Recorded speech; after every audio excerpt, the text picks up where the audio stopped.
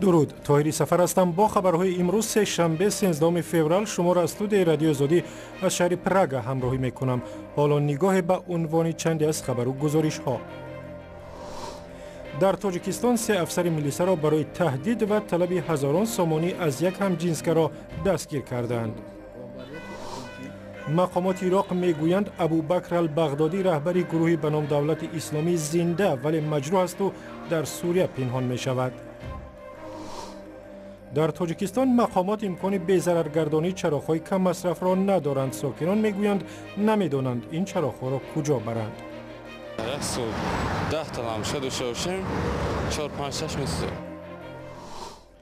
تفصیل خبرها. در تاجیکستان سه افسر میلیسا را برای تهدید به یک همجنسگرا و طلب هزاران سامانی از او دستگیر کردند. مقامات آژانس مبارزه با کروپسیا روز 13 فوریه بر رادیو آزادی گفتند سه افسر همراه با یک ساکن دوشنبه به یک جوان تهدید کردند که اگر به آنها 5000 سامانی ندهد میل او به همجنسگرایی را به خویشاوندانش آشکار میکنند. فرامرز رحمانزاده سخنگوی آژانسی بر رادیو آزادی گفت که افسران طمعجو را هنگام ستانیدن 3000 سامانی باقی مانده از جوان همجنسگرا هفته گذشته دستگیر کردند.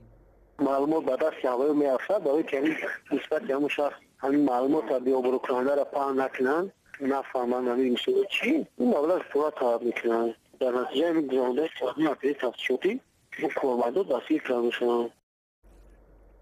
هر سه افسری پلیس را به سوء استفاده از وکالت متهم میکنند. حامیان حقوق میگویند همجنسگرایان در تاجیکستان زیر فشارند و محض افسران پلیس بیشتر از همه آنها را اذیت و آزار میدهند.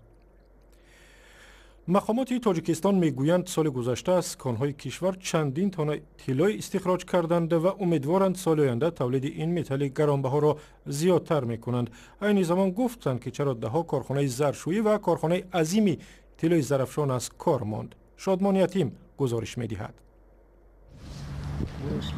مسئولان وزارت صنعت تاجیکستان گفتند که سال گذشته در کشور بیش از 5 تن طلا استخراج شده است و قریب همه آن را بانک ملی خریده است. شوکت بابازاده وزیر صنعت و تکنولوژی نو روز 13 فوریه ضمن نشست خبری گفت استحصال طلا به تدریج در تاجیکستان زیاد می شود.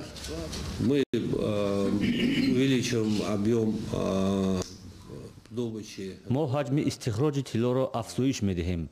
دورنمای خوبی صنعت کوهی این مجموعه متال‌های قیمت‌بها را در نظر دارد که خیلی خوب است.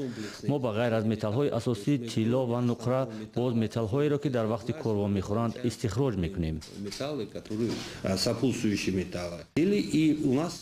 وزیر صنعت گفت امسال 2 کارخانه نو از جمله دوآبه و کمرخی بالا اجازتنامه استخراج طلا را به دست آوردند و در افزایش استحصال مساعدت خواهند کرد. با تکنولوژی خوب کار میکنند. البته شرایط کار خیلی دشوار است. در بلندی 4000 متر جایگیر است.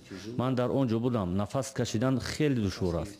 در آنجا تکنولوژی اروپایی است. کارهای گئولوژی را اروپایی ها انجام دادند. متخصصان وطنی هم در کارهای گئولوژی کار کردند. سرمایه‌گذاران مشترکند.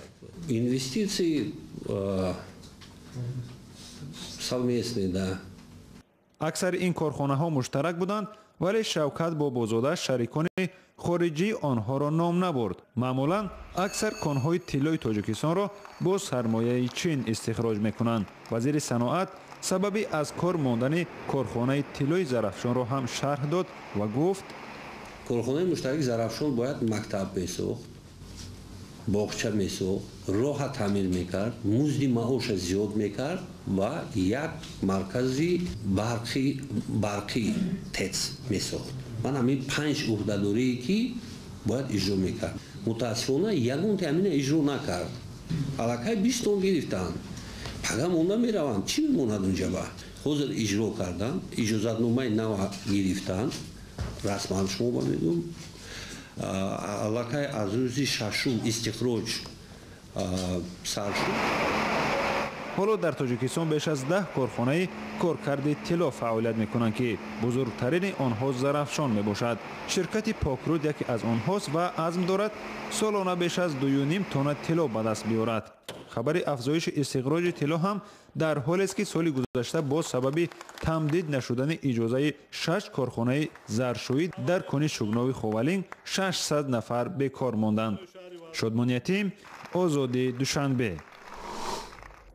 رو میاریم به مسائل بین المللی. یک مقام رسمی عراق گفته است ابوبکر البغدادی رهبر گروه داعش و یا بنام دولت اسلامی زنده است ولی در جنگ زخمی شده در شفاخانه در سوریه معالجه میگیرد.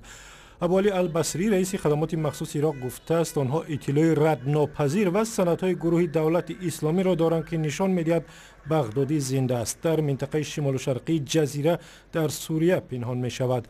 ابوعلی البصری در این باره با روزنامه دولتی الصباح عراق روز 12 فوریه صحبت کرده است. با گفته او بغدادی بیماری قند دارد، زخم برداشته است، پایش شکسته است و به کمک راه رفتن نمیتواند.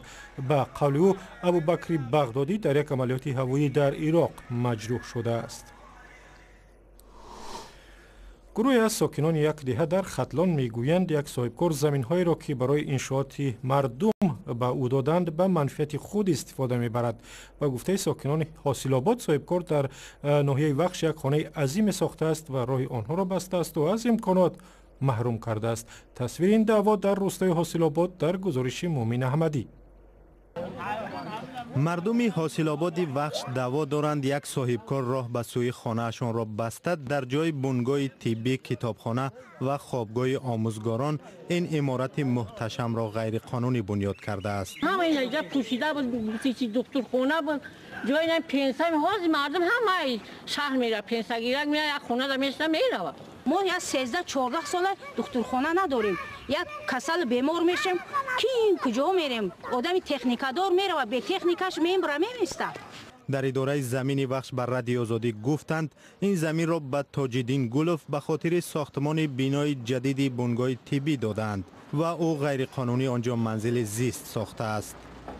خیرمان بودی ناکا استقلال دورو بودی جا جبرو او بودا کاین قشلوق این طرف او میخوردا کا همه را تماختم کا این است رای ما بودا کاین اینجا جو رای مو بودن اینجا در فریب کانا کا این اینجا اسکلادور آزاد. ساکنان گفتند چند بار با برادر این صاحبکار خواستند به مصالحه برسند. آنها با ناراحتی از فرهنگ معاشرتی او یاد آورده رخساره میگوید بار هم شوهرش را برای دعوا لط و کوب کردند. اول زمان تا جادل کردن مردک من جامه دان لط کردم پیشونیش کبود سیاه کردن خربو کلت کرد گلفت تاجیدین. رادیوی آزادی توضیح این گفته های رخساره را نتوانست از صاحبکار بگیرد. تلاش های چند کرته برای صحبت کردن به نتیجه انجام یافت. موضوع بحث با صاحبکار این است که او راه خانه همسایه رخساره را بسته طلب دارد از حساب حولی آنها راه باز کند. دیوارم میگردم الان تلفن میگیرم الان روست الان خیلی راست مخم الان تایکو الان تو تا باید دیوار بیاره تو تنها فندم تا الان فندم سالی 70 و 64 65 رفته فندم یا سیوز داره تو الان را اینجا باید نخم کنم از رای اون الان تنها کنم به همسایه باید اینجا خیلی راه کنم.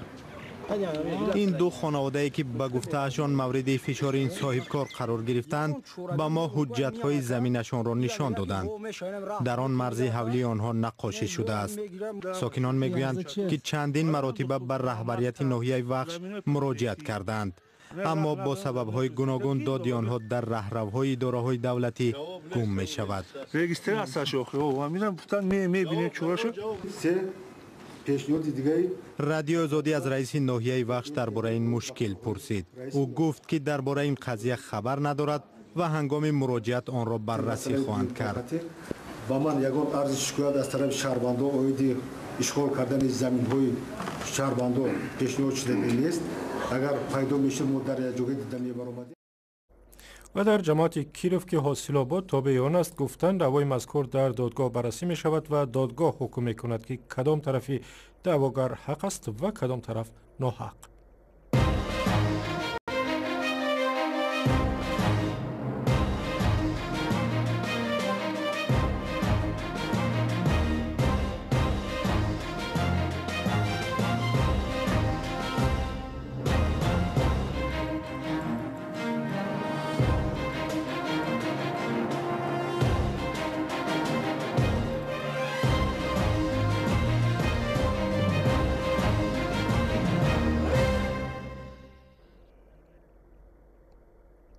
مقامات تاجیکستان میگویند اگر برای جمع‌آوری و بی‌ضرر کردن چراغ‌های کم مصرف تدبیرهای علاوه‌ای اندیشیده نشود، این چراغ‌ها جان هزاران نفر را در خطر می‌گذارند.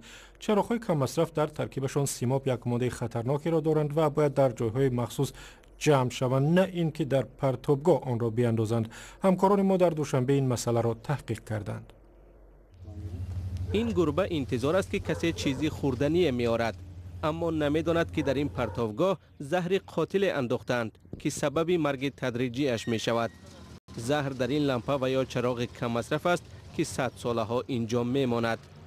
سیماب جدی متال، یعنی که متال چیا و تا 1000 سال باید رازلاگاس، یعنی چی نمی‌شود. برای بسیار ضرر کلان دارد. بخبر از آن که سیماب چراغ ها می تواند به آب رود آمیخته شود، به دست کودک بیفتد، مردم آنها را هر جای پیش آمد می پرتایند. می گویند نمی دانند که به کجا برند. در یک سو 10 تا لامشا داشته باشیم 4-5-6 میسوزه.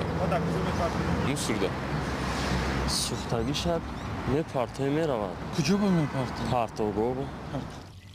سیمابی که چراغ ها دارند یکی از 10 ماده کیمیایی خطرناکترین برای صحت است و بخارش انسان را در مدت کوتاه می کشد. مقدار کمش کودک را در بطن ناقص می کند، مغز انسان را از کار می اندازد. برای همین مقامات آن را از مردم می خرند. سالهای 2011-2019 از اهالی با تشکیلات محسوب با مقداری 422 از 30,000 عدد لامپ‌های سیمابداری کارنوشیان جمع‌آوری کرده شده است. در دوشنبه و شهرهای دیگر مرکزهای جمع‌آوری چراغ‌های کم مصرف وجود دارد، اما نه همه آنها را می‌دانند. عین زمان صدها هزار چراغ کم مصرف را نمی‌توانند بی‌ضرر کنند، زیرا امکانیت و مبلغ ندارند. در آینده اگر ما همین خریداری همین تجهیزات بی‌ضررگردانی در همه شهر نایو اگر با شرطی که خریداری نکنیم، البته این پرابلم جدی میشه در آینده. تا حال درباره زهرآلود شدن کسی از سیماب در تاجیکستان خبری نشده است، ولی پزشکان میگویند زیان این ماده کیمیایی در دراز مدت ظاهر می شود و بعضی از کودکان ناقص ممکن است نتیجه تاثیر زهر سیماب باشند. تاجیکستان سال 2009 از اهالی خواست که چراغ‌های کم مصرف استفاده کنند تا نیروی برق صرف شود. برای استفاده چراغ‌های قدیمی والفرامی جریمه تعیین کرد. آن زمان حامیان محیط زیست دعوت می‌کردند که اول نظام جمع‌آوری و بی‌ضرر کردن چراغ‌ها به راه مانده شود. دعوتی که ظاهراً مقامات مثل این چراغ با آن رفتار کردند.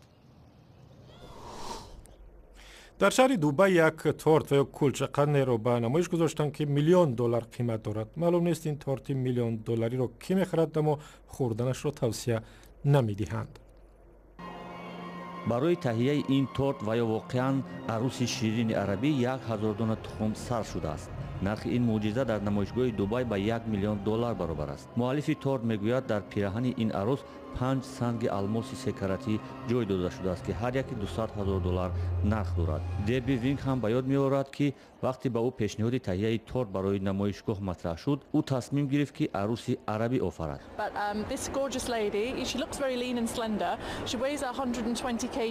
این خانم زیبا مورچه‌میان و قد بلند نماید، هم 120 کیلوگرم وزن دارد، ولی تورت همین خیل است. وقتی شما 1000 دانه تخم را استفاده میبرید، شیرینی هم وزن میگیرد.